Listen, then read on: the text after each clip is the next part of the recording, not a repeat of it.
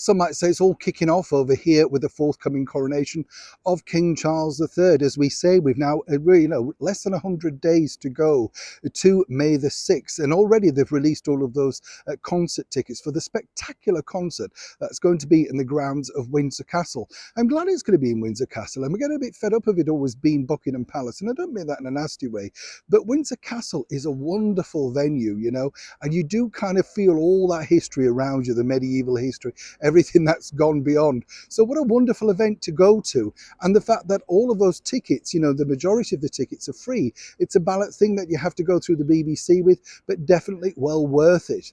But would it be well worth it for the former royals known as Harry and Meghan? Because simply they're still kicking off all about whether they will or won't attend. But now, according to a source, it's a bit of a fait accompli for the ex-royals. As ever, let me explain. Hi, good morning, Neil Sean here. Nice to see you. Hope you're all keeping well. Thank you so much as ever for tuning in today. I mean, yes, it's going to be a sort of battle, isn't it? Back and forth, but there's a bigger problem now for Harry and Meghan. And I think it's a rather astute one, because a lot of people don't realise that even the final list gets the cast over by the current British Prime Minister, the Right Honourable Rishi Sunak, who's currently in number 10, just celebrated 100 days in there himself. Let's see if he lasts another 100 the way it's been going. But there you go. But I think what's interesting here is a lot of people don't understand that obviously, although it's a coronation, it's a celebration, but it's also constitutional, and it's also about making sure you invite the right people so not to offend other countries around the world. Everything is business when it breaks down to it. So you can understand really why the King and the British Prime Minister have issued this particular missive over to the former royals known as Harry and Meghan, because they need to know, placing seating plans, etc., where they would put them and whether they need to reserve 2 seats. This definitely puts Harry and Meghan back in the corner, a little bit like Baby in Dirty Dancing, doesn't it?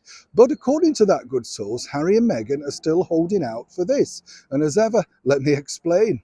You will recall, of course, during that Netflix documentary, Harry, and subsequent interviews to promote his book Spare over here on ITV, and then again, of course, with Anderson Cooper, basically claiming that he was still looking for an apology, not necessarily to him, but to his wife for the way the British monarchy treated them.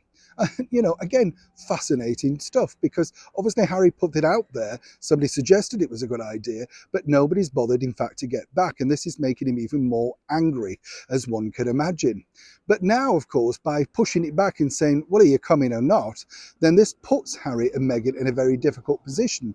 Now, will they, of course, just say yes or no? What we've told you before, and we know this to be true, is that Meghan herself is not that keen to return, knowing the fact that the British public over here are not necessarily the warm and open-minded people that she possibly first thought, given what she's now done, and of course done to upset the very much, shall we say, people who respect and like the British monarchy, particularly that mock curtsy. I think that was the final straw for Meghan for a lot of people over here.